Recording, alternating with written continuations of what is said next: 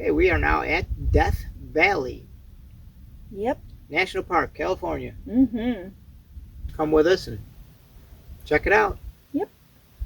Just an itty bitty ditty about a couple on the road, driving in Harvey, pulling a toad. No place special to roam, not looking for a home. Won't you come along with us? We are RPlaceTravels. Okay, we've been here a week. Yeah. What do you think? Wow. One thing, there is no internet. There is no internet anywhere. You can pay for it at a, There's a resort there, hotel resort. right. They have little cottages, cute little cottages. Very cute. And then you can pay for it there, or you can go over to the restaurant up the road. Stovepipe Wells Restaurant. And they have internet. We tried to do some things there. It's Slow. It's slow. Tried to make some phone calls. We had a couple birthdays, just normal stuff, and you have to kind of throw them all in while you're here. But We tried to upload a video too, but no, we failed because it just took too long. We got tired of waiting. it is amazing what's here. You think there's nothing here because it's desert and there's no life, but there is life everywhere. The animals that are here, the plants that are growing. I actually saw a couple Joshua trees and some cactus, which is very odd here in Death Valley. In the higher elevations. Mm-hmm. Park is like 3 million acres, so everything is traveling. The visitor center is Furnace Creek, and then they have Stovepipe Wells. They call it a town, but it's not really a town. There's a restaurant and a gas station and a campsite there. They're 30 miles apart. Everything is about 30 miles apart, or a little bit longer. Yeah, 30 miles down to the Salt Flats. I mean, you're going to do a lot of traveling if you come here. And then we're actually on the outside of the park on BLM on the other side of the mountain. So every time we go into the park, we go over the mountain. So we're going 5,000 feet up and then down below sea level.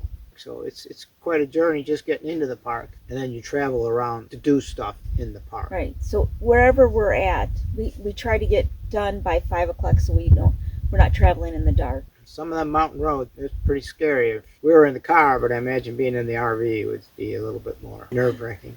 We did go down to the Salt Flat. I think it was like 293 feet below sea level. Yeah, something like that. That's the lowest point in the U.S. In the Western Hemisphere. It's flat, it's white, and we got to go over by somewhere where some of the crystals were, and it is salty. We tasted it. It's salty. It's salt. Salt? Well, it's like the desert. Feels like the desert. Yeah, it's definitely hot. Here, turn it around so you can see the snow. Isn't that funny? You can actually see snow on the mountains. Yep. At the lowest point. Yep. The lowest point in U.S. the Western Hemisphere.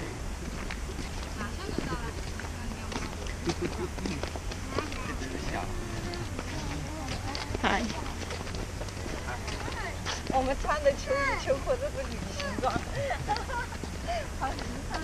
So how far down are we?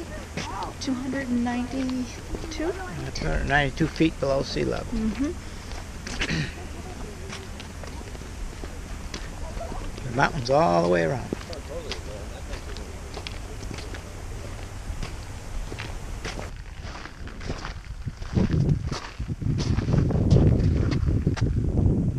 Feels like so.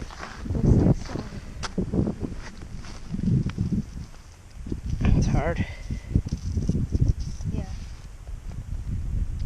Salty. You told me I had to do it. Whew. You were going to do it. Wow, is that salty? The little crystals? Yeah. It's crystallized. Taste it.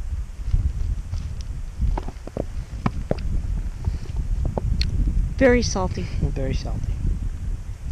And we went on the Artist Drive. Yeah.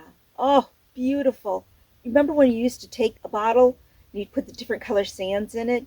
All the mountains look like that. They look like they're sand, and they've just been kind of Layered. layered somewhere. Layered colors. And some of the darkest reds and pinks and greens. And with with the spring coming, a lot of grass is growing, which you would think would not be, but it's growing on the mountains, and you can see right there's like green on the mountains, and that's what it is. It's little grass and trees that are growing. Uh-oh, there's another dip.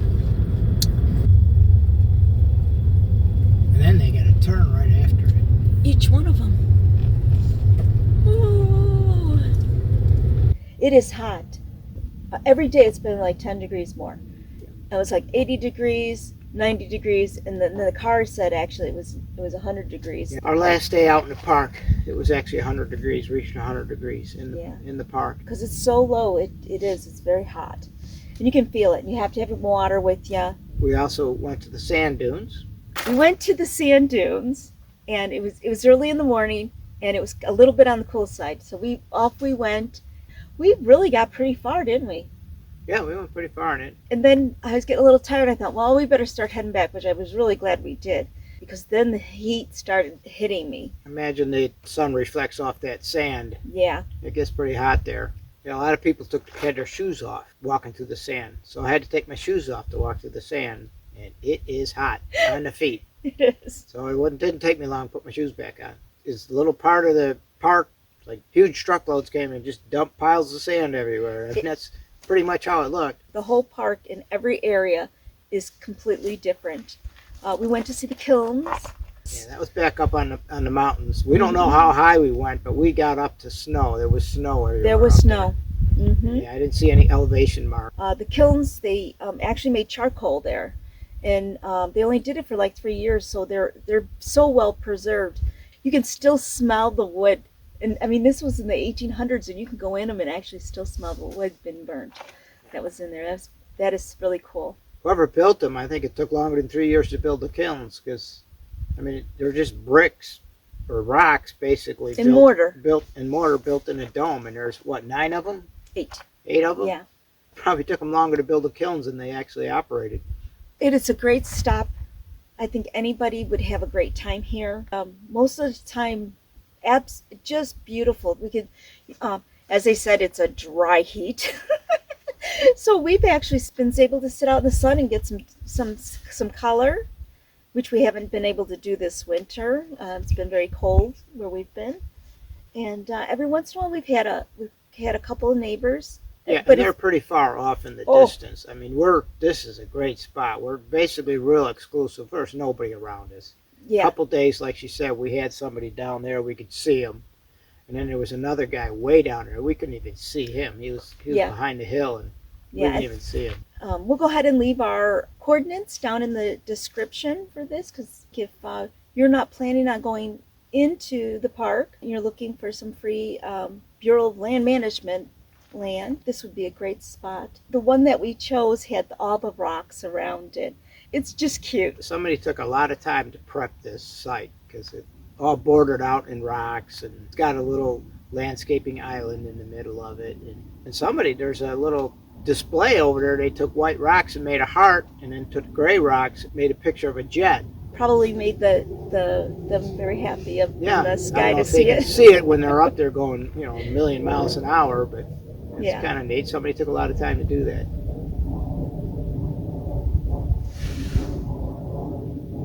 Just a regular plane. It's too small. Huh? That's just a regular plane. It's way too Yeah. small. It's right Oh, there. no, it's a jet. Oh, it is a jet. He's way up high though. Yeah. There's probably somebody right behind him.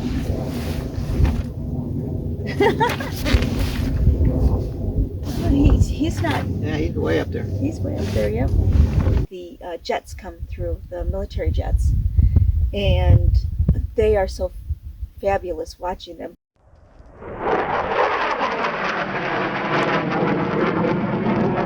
Here in the campsite, they'll fly here through this campsite. Yeah. And they get pretty low. Yeah, we got buzzed a few times.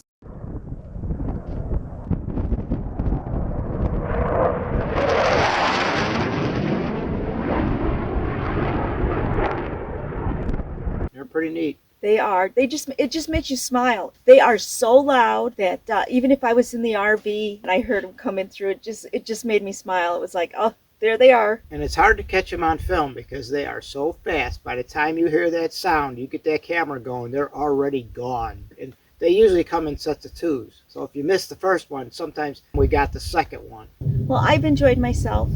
Yeah, it was a nice stopover. We're not sure where we're going from here because some of the parks are closed from rain and debris that's coming down from the mountains. So we were thinking we were going by Sequoia National Forest or Yosemite, but both of them have roads that are closed into it. So we're going to have to try to figure out either to wait to go see it, or we're going to have to move on to the next area. You're going to have to just find out when we find out where we're going. Yep. So thanks for coming along. See you in Death Valley with us. Any questions or anything, just leave a comment down below. And if you haven't subscribed yet, it's free. Just do it down there. Bye. Bye.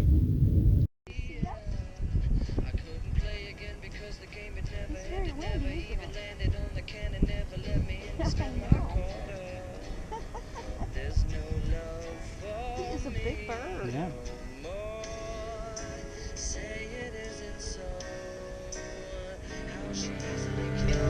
Where are you going?